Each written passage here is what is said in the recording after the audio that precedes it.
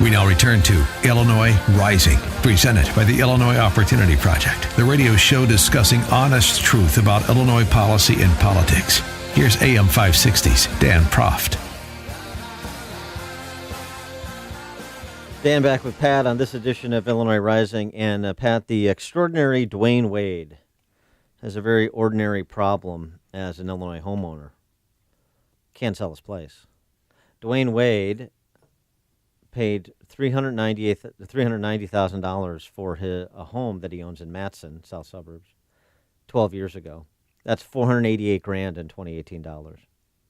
His property taxes, $12,800 for an effective property tax rate of nearly 5% of his asking price, which is $269,000. So he paid $488,000 in 2018 dollars 12 years ago. He's asking $269,000.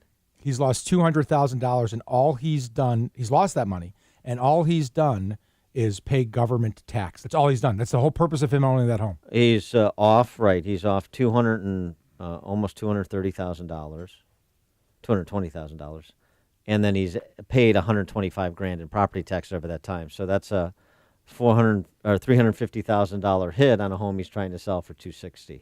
He's a better basketball player than a real estate investor. Well, it's not. He's it's not the only entirely his one. fault. It's not entirely his He's fault. not the only one. I mean, you can't escape. It doesn't matter how much marquee you have.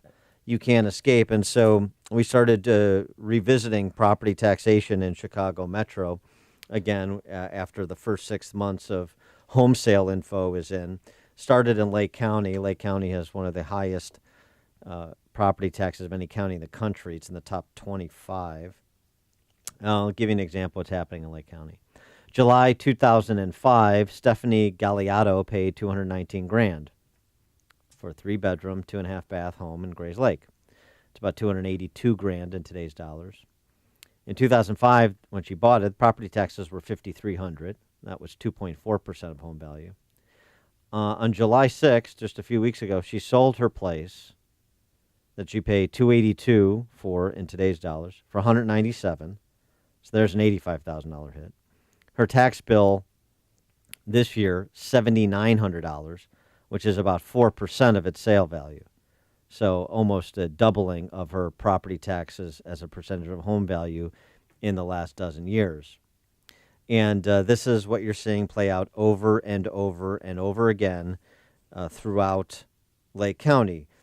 Zion, 4.28% effective tax rate as a percentage of home value. Volo, 4%. Haynesville, 4%. Grays Lake, 4%. Lakemore, 3.6%. Lake Villa, 3.59%. Lindenhurst, 3.57%. And on and on and on. And it's destroying home equity, and it's destroying the market value of your home. You can't, I mean, homes are going, it's like Mitt Romney's boyhood home before Detroit went bankrupt. It went from like $600,000 to $400,000 to zero. And so in Zion, for example, lower middle income community, 3-bedroom, 1.5-bath home in Zion sold for $22,000 on July 13th, a couple weeks ago. That investor is renting it out because there's no market value for purchase. $22,000 2 weeks ago. In 2004, the previous owner, Cheryl Peterson, paid $177,000 for it in constant dollars.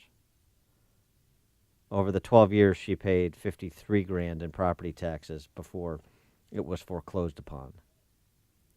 And you go up the market value continuum, and it's the same story. I mean, you know this living in Hinsdale. Try and sell one of those 7-figure mansions in Hinsdale for anything approximating what you purchased it for. This is two things, right? It's the loss of all of this collective wealth. It's the loss of an opportunity for people who worked hard and played by the rules to have any shot at the American dream, to have a nest egg, to have any kind of retirement. They are working. They're basically renters to the government, Dan. That's what they are, right? The government owns their houses. Yeah.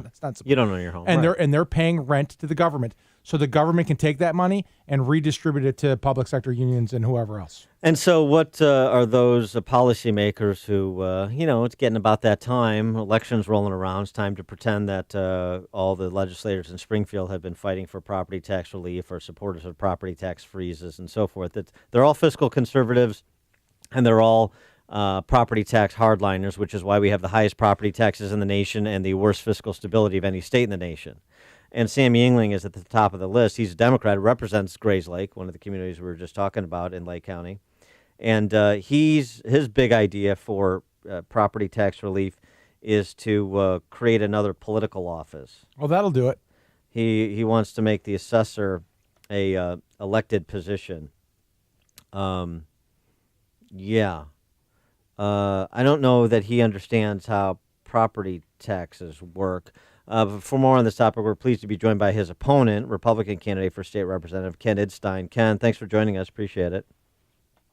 Yes. Hey, Dan and Pat, thank you for the opportunity here. Good morning. Well, you're in the mortgage business professionally, separate and distinct from your candidacy. And so I wonder, particularly up sort of in ground zero when we talk about confiscatory property taxes in the collar counties, how your clients are experiencing what's happening to Illinois and what's happening to their home values. Yeah, well, I'm going to step back a little bit to your comments about the destroying. Your word destroying really hit me, talking about values and equity. It's also destroying families, separating families. There's so many things that are breaking families apart today. And in this area, in Illinois, and Lake County in particular, property taxes are separating families. And what I mean by that is families are moving out of state because they can't continue to afford property taxes. But on the mortgage side, yeah. So I deal every day. Just conversing with a buyer the other day.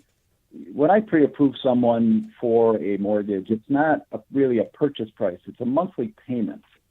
And in this scenario of the block shoppers data that you were referring to earlier. The example of, if this home was in Indiana, taxes would be $6,000 less a year. Break that down to $500 a month. So what does that mean to us? That means to these buyers, they maybe have to give up one less bathroom or that new beautiful kitchen in the home that they want to purchase because they have to pay an extra $500 a month just in property taxes.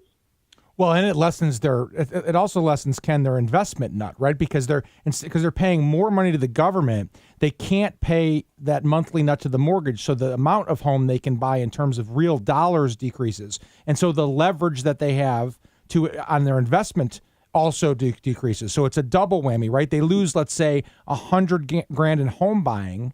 And that $100,000 over time grows. That's the whole point of the incentive of mortgage lending. That's the whole point of it. And the state is taking that away. And your opponent hasn't done anything to help that process in the time he's been in office. Yeah, you're exactly right. I mean, the home value, the home price, and that compounding is another big loss and a destroy in value. And yes, my opponent. He's out knocking doors, we know now, saying he's going to fix the tax problem in Lake County. Fixing that with an elected assessor, that can't happen. He's been in office for 5+ years now. He's going on his 6th year, and taxes are higher. In this report that's out, just the effective rate went from 2.4% to 4%, almost a doubling in this example. The Senate Bill 2544 is really just a distraction. The referendum to elect the assessor, it adds another layer of government. It brings in the Chicago-style corruption possibilities, and Joe Barrios may move out to Lake County and run for that office. Hey, what about though? What should be done? So we know, as Pat said, the electing the assessor versus appointing the assessor. I mean, electing or appointing your mystic, it doesn't really matter. It's a local government spend issue largely, unfunded pension liability issue largely. So what would you suggest doing? What are you going to advocate for if you were to be elected? Yeah, great question. Well, first of all, we actually need to do something. Again, Sam's he's been in office for almost 6 years, and he's really done nothing. And not a freeze. I would certainly advocate for a property tax cap. Where that number falls, not sure yet, but not a freeze. Sam's advocating a freeze. Why would we freeze taxes at the highest in the country, at the highest in the state here in Lake County? Uncontrolled spending, still is number one. That needs to be controlled. But the real impact on property taxes is that we've got to find alternative sources for school funding to move that off of property taxes. He is Ken Idstein. He's a Republican candidate for state representative up in Lake County in the Grays Lake area. He's also a mortgage broker by profession. Ken, thanks so much for joining us. Appreciate it. Thank you. You have a great day. You too.